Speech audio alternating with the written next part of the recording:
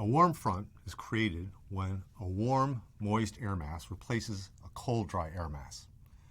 The shape of the front looks like a wedge that starts out with a warm air at high altitude and then gradually decreases in altitude until it reaches the surface. The front is often accompanied by precipitation as it nears the surface. Now recall that warm air is less dense than cold air, so it's difficult for the warm air to displace the cold air mass, giving rise to the wedge shape. Also, as a result, the warm front moves more slowly than a cold front. Cloud formations associated with an incoming warm front have a distinctive pattern that reflects the wedge shape, with clouds at high altitude appearing first, for example, cirrus clouds. This is followed by lower and lower cloud formations like altocumulus and then stratus clouds.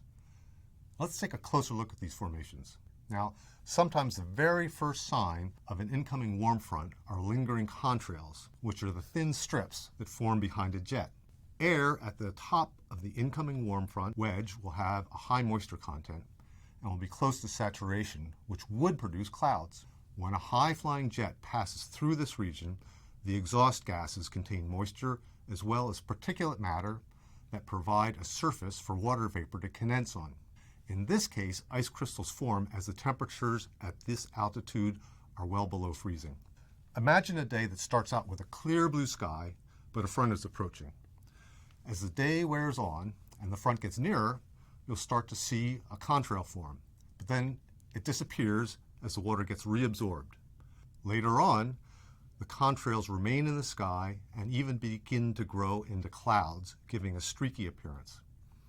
This is particularly noticeable in regions where air traffic is high.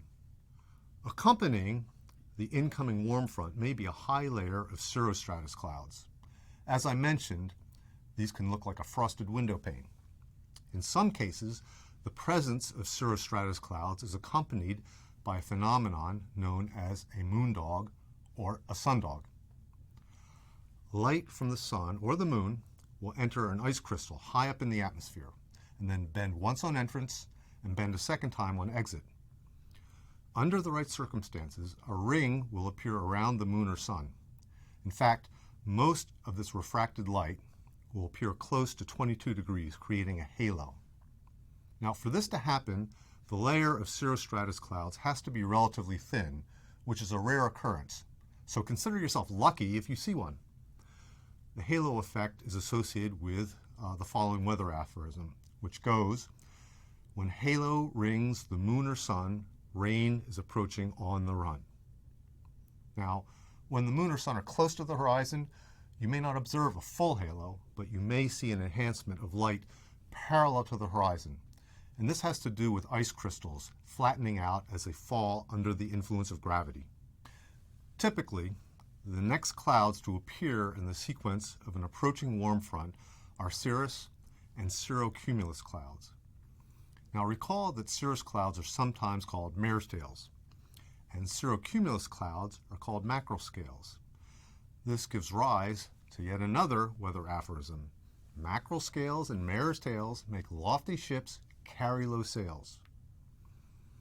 When looking at the signs of a warm front, try to locate where in the sky they appear and correlate these with the winds aloft.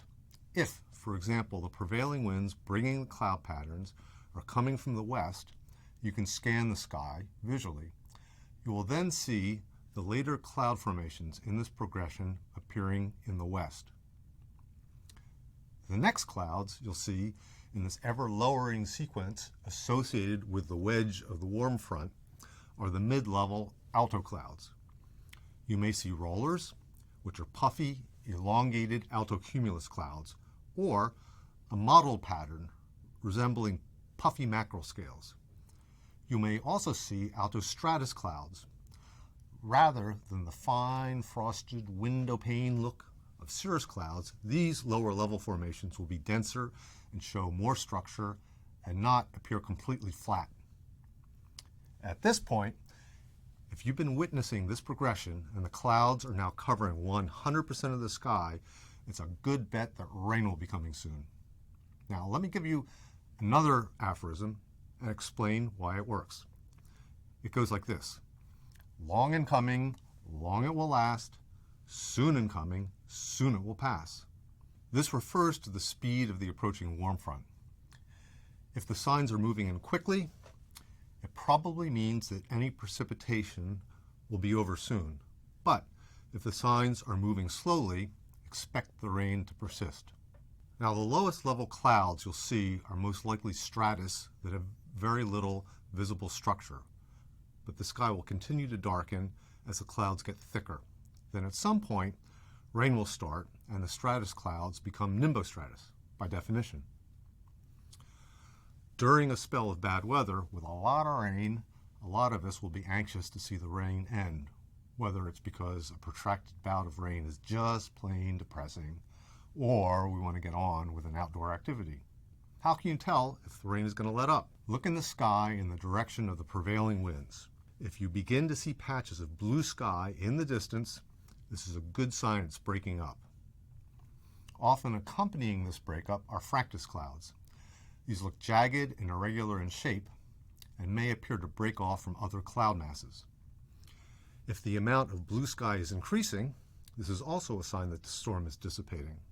Lastly, there's an old saying that I learned from my mother, and it comes from upstate New York, where her Dutch ancestors settled as far back as pre-revolutionary days. The saying goes, when there's enough blue sky to patch a Dutchman's breeches, expect fair weather.